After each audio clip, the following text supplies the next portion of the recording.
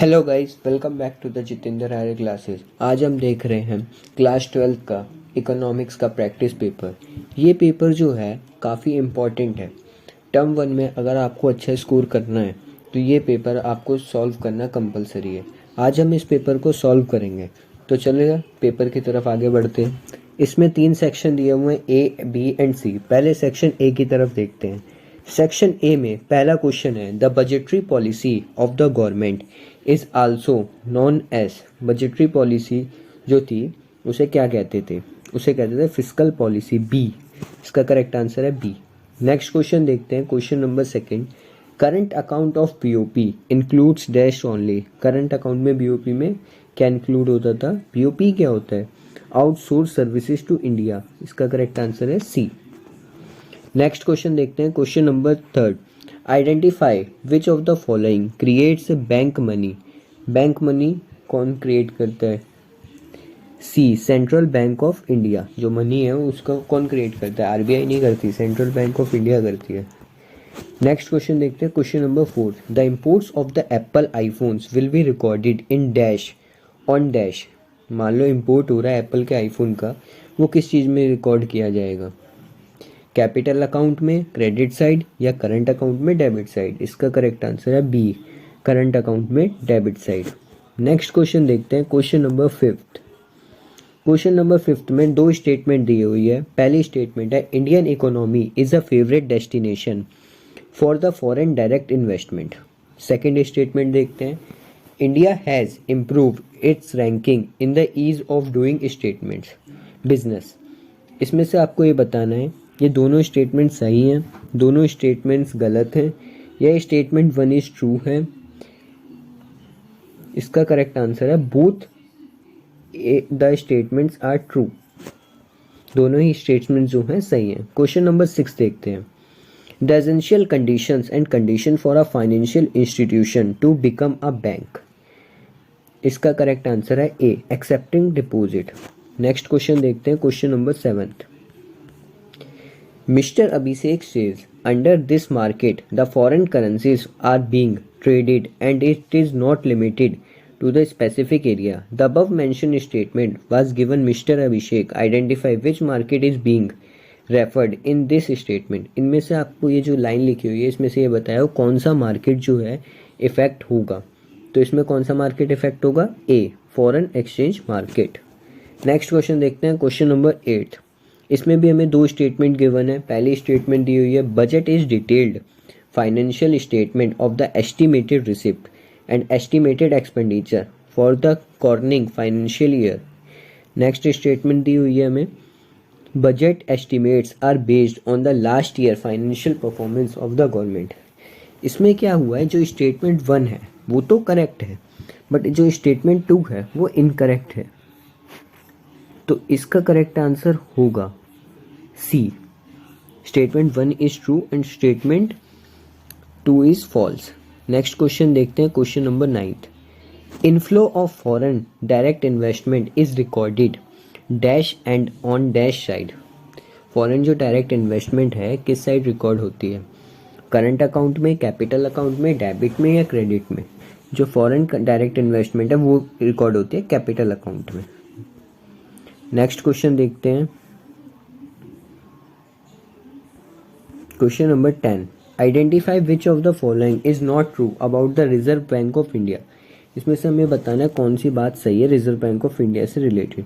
It accept deposit of the government, it gives loans to the government, it creates bank money, it does not issue all the currency notes. इसका correct answer है C. इसमें से जो C है, it creates bank money. RBI जो है bank money create नहीं करता, पैसे नहीं बनाता। नेक्स्ट क्वेश्चन है, क्वेश्चन नंबर 11।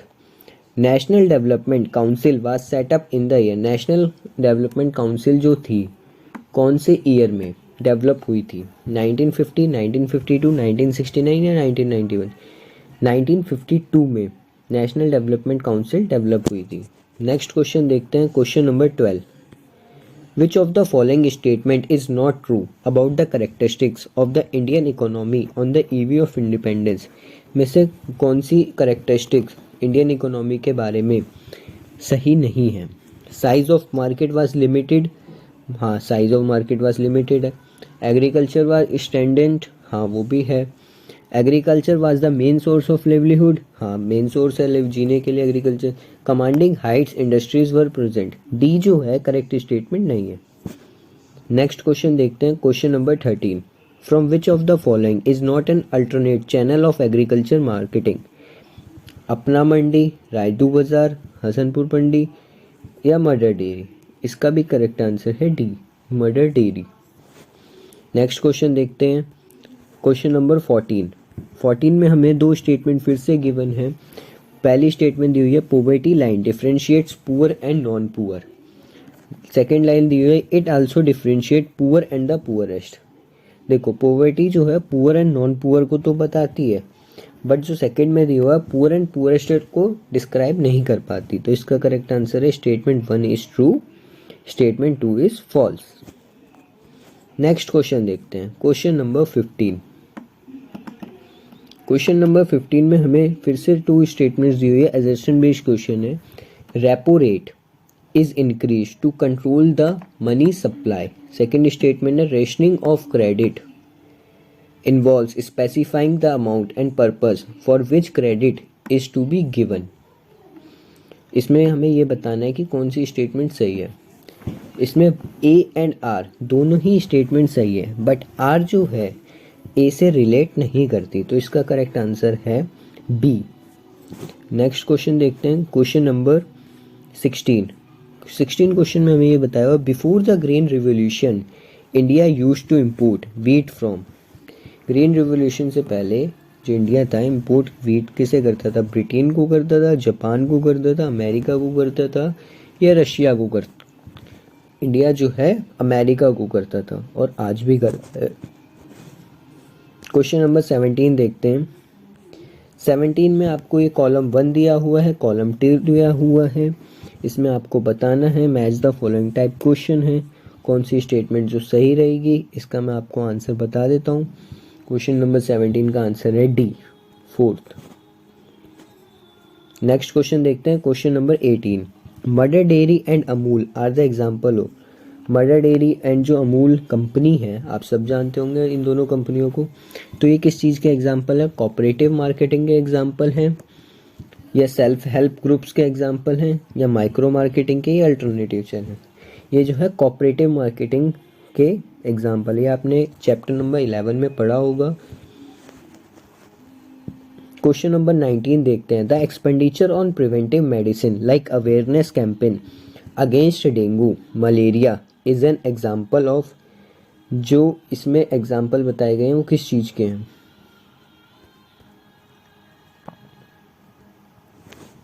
क्वेश्चन नंबर 19, इसका करेक्ट आंसर है C, revenue nature expenditure. Next question देखते हैं, question number 20। Which of the following is not associated with the poverty measurement. इसमें से हमें बताना है कि कौन सी चीज़ पॉवर्टी मेजरमेंट के यूज़ नहीं होती। Poverty line, MPCE, Sen index, population growth rate. इसका करेक्ट आंसर है D, population growth rate. Next question देखते हैं, question number 21। In which of the following case credit will be unlimited. Credit unlimited कौन से state में होता है? इसका करेक्ट आंसर है डी, नन ऑफ दिस। इनमें से कुछ में भी क्रेडिट अनलिमिटेड नहीं होता। नेक्स्ट क्वेश्चन देखते हैं 22। The balance of trade shows a deficit of 500 crore. The value of export is 700 crore. Find the value of import. इसे हमें ये बताना है, हमें इसमें इम्पोर्ट निकालना है। तो हम इम्पोर्ट कैसे निकालेंगे? हमें डेफिशिएट गिवन है, एक्सपोर्ट भी हमें गिवन है, तो हम इजीली इम्पोर्ट निकाल सकते हैं। 700 और 500 को हम प्लस कर देंगे तो हमारा इम्पोर्ट आ जाएगा। तो इसका आंसर हो जाएगा बी, 1200 करोड़। नेक्स्ट क्वेश्चन देखते हैं 23 नंबर पे। इसमें भी हमें दो स्टेटमेंट गिवन है। Green revolution had widened the gap between the rich and poor farmers। Next है most of the benefits of the green revolution were enjoyed by the poor states। इसमें भी हमें बताना है कौन सी स्टेटमेंट सही है कौन सी गलत है। इसका करेक्ट आंसर है बी, दोनों ही स्टेटमेंट जो हैं गलत हैं। नेक्स्ट क्वेश्चन देखते हैं, question number 24। India at the time of independence was dash of agriculture goods. India जो है नेट इम्पोर्टर है, नेट एक्सपोर्टर है, रॉ इम्पोर्टर है या ग्रॉस इम्पोर्टर है। इंडिया जो है नेट एक्सपोर्टर है। देखो सेक्शन ए हमारा इसी प्रकार ख़त्म हो चुका है। अब हम सेक्शन बी की तरफ बात करेंगे। अगर आप मेरे क्वेश्चन पढ़ने के बाद इसमें से आंसर बता पा रहे थे तो आप पेपर में अच्छा स्कोर सकते हैं। अगर आपको ये पेपर भी टफ लग रहा है तो थोड़ा आपको पढ़ाई पर ज़्यादा ध्यान देना पड़ेगा। अब हम सेक्शन बी की तरफ बात करते हैं। सेक्शन बी में पहला एजर्शन बेस्ड क्वेश्चन है। एजर्शन दिया हुआ है, fixed exchange rate is not a volatile but floating exchange rate is a volatile. Reason उसका दिया है, under fixed exchange rate system demand and supply of foreign currency do not affect the exchange rate. क्या ये assertion और reason सही है? ये एक दूसरे को बिलोंग करते हैं? बिल्कुल हाँ, ये दोनों जो हैं एक दूसरे को बिलोंग करते हैं, तो इसका करेक्ट आंसर होगा ए। नेक्स्ट क्वेश्चन देखते हैं, question number 26। Suppose in an economy the initial are 500 crore and our reserve ratio is 10%, the total bank money created in the economy will be। इसमें हमें इनिशियल डिपॉजिट दिया हुआ है 5000 करोड़, रिजर्व रेशो है 10%। 10% निकालेंगे तो कितना हो जाएगा? इसका करेक्ट आंसर है 50,000 करोड़। 10 टाइम्स हम डिवाइड कर देंगे ना उस मनी को। नेक्स्ट क्वेश्चन देखते हैं 27। एजर्शन बेस्ड क्वेश्चन है। आप एजर्शन पढ़ लेना, मैं आपको इसका आंसर बता देता हूँ। 27 नंबर, इसका करेक्ट आंसर है D, A is false but reason R is true. Next question देखते हैं, क्वेश्चन नंबर 28। इसमें से हमें ये बताना है कौन सी स्टेटमेंट इनकरेक्ट है। Operation flood is associated with milk production. Operation flood जो है वो गलत है, या diversification of agriculture is playing an important role in rural development, या self help groups are under non institutional credit. C statement जो है इनकरेक्ट है। नेक्स्ट क्वेश्चन देखते हैं, क्वेश्चन नंबर 29। 29 नंबर पे ए हमें गिवन है, human capital formation is a static concept. इसका रीज़न दिया हुआ है, for human capital formation continuous efforts and expenditure are needed. इसमें हमें ये बताना है, इसका करेक्ट आंसर है A is false but R is true, D. Next question देखते हैं, क्वेश्चन नंबर 30। क्वेश्चन नंबर 30 में हमें कॉलम 1 एंड कॉलम 2 गिवन है। इसमें हमें ये बताना है कौन सा ठीक है। 20 पॉइंट्स प्रोग्राम 1982 में हुआ था। मनरेगा जो है 150 डेज ऑफ स्किल्ड वर्क था।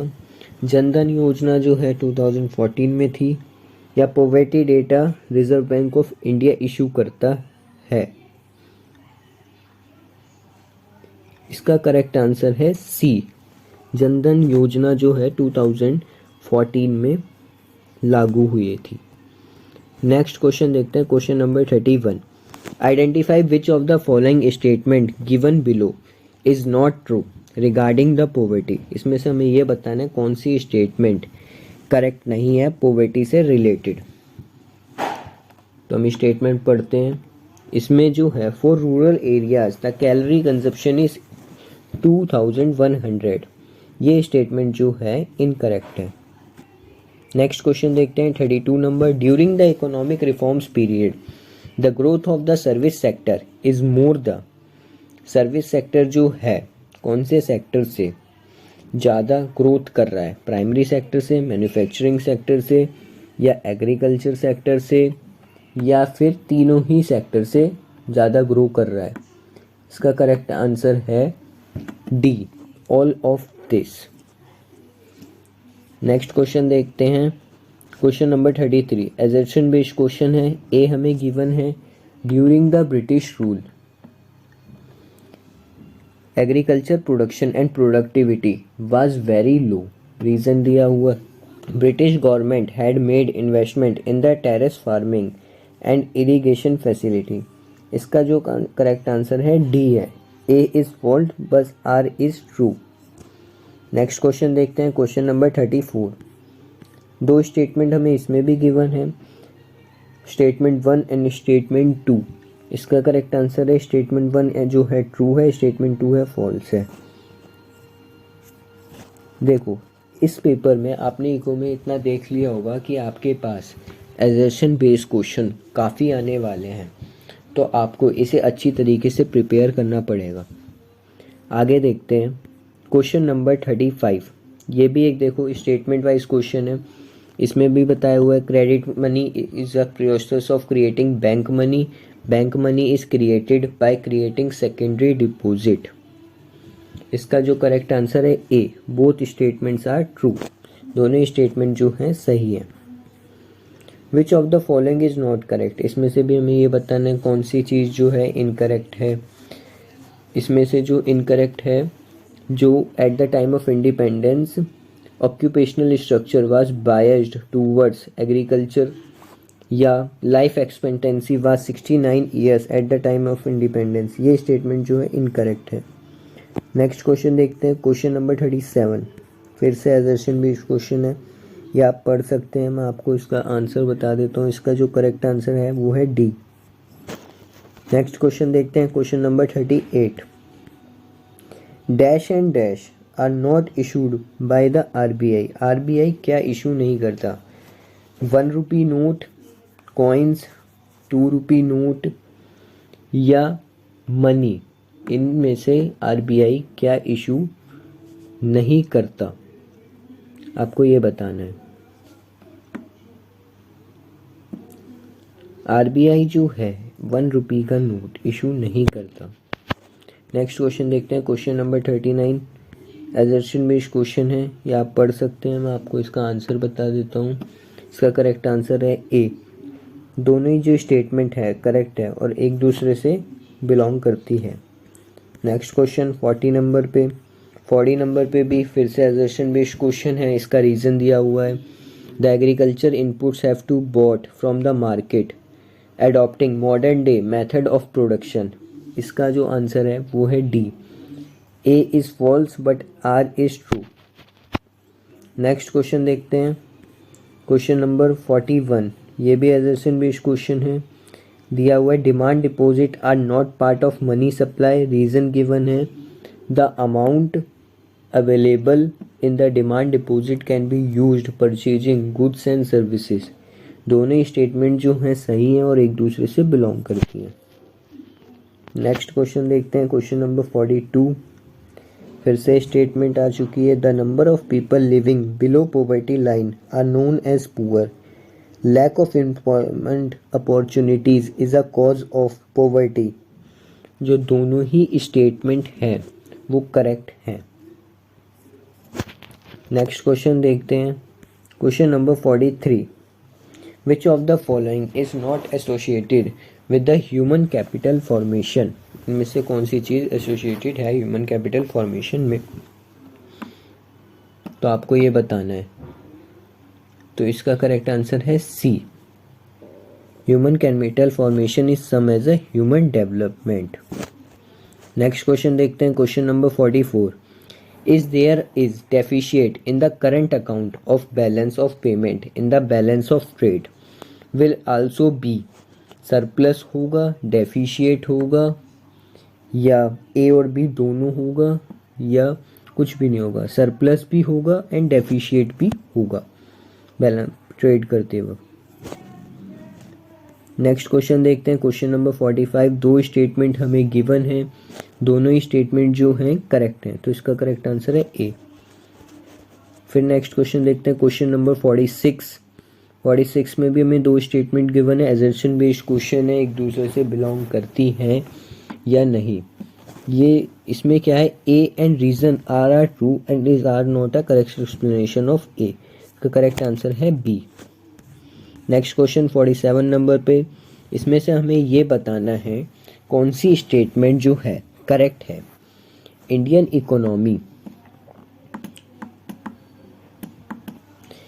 Economy was a vibrant economy at the time of independence, या 85% of population was engaged in agriculture इसका करेक्ट आंसर है D, coastal canal water. Next question है 48 नंबर पर। Match the following. इसमें आपको दो column given हैं। Kothari commission for elementary education, mid day meal scheme, 6% of GDP। इसका करेक्ट आंसर है ए। देखो सेक्शन बी भी हमारा कंप्लीट हो चुका है। अब हम सेक्शन सी की तरफ बात करते हैं। ये हमारा लास्ट सेक्शन है। इसमें हमें 12 क्वेश्चन दिए हुए हैं। 10 अटेम्प्ट करने हैं, बट हम आपको अब पूरे 12 कराएंगे। इसमें हमें पैराग्राफ गिवन है। इस पैराग्राफ में ही मोस्टली आंसर आपको मिल जाएंगे। तो पहला क्वेश्चन देखते हैं, which of the following is not a function of government budget. कौन सा फंक्शन गवर्नमेंट बजट में नहीं आता? Creating a surplus BOP, economic growth, economic stability या रिडिस्ट्रीब्यूशन ऑफ इनकम। इसका करेक्ट आंसर है बी। नेक्स्ट क्वेश्चन देखते हैं 50, the revenue receipt of the government are. Revenue receipt government में क्या है? टैक्स एंड लोन है, या लोन एंड बोरिंग्स है, या टैक्स एंड नॉन टैक्स है। इसका करेक्ट आंसर है सी। नेक्स्ट क्वेश्चन देखते हैं question number 51, identify which of the following is a revenue expenditure. Revenue expenditure क्या है? Payment of interest, loan and grant to state government, construction of expressway, repayment of loans. Correct answer है payment of interest. Next question देखते हैं question number 52, fill in the blanks है। Fiscal deficit equal to total expenditure minus total receipt equal to other than borrowing.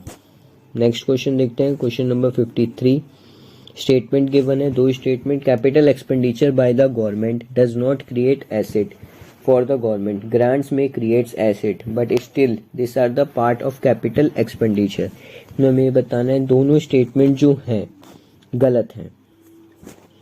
Next question देखते हैं question number 54, dash is not associated with the government budget. Trade surplus जो है government budget से associated नहीं है। Next question देखते हैं question number, हमें 55 से 60 में एक पैराग्राफ गिवन है, इसी से रिलेटेड क्वेश्चन है, देख लेते हैं। In which year new economic policy was adopted in India.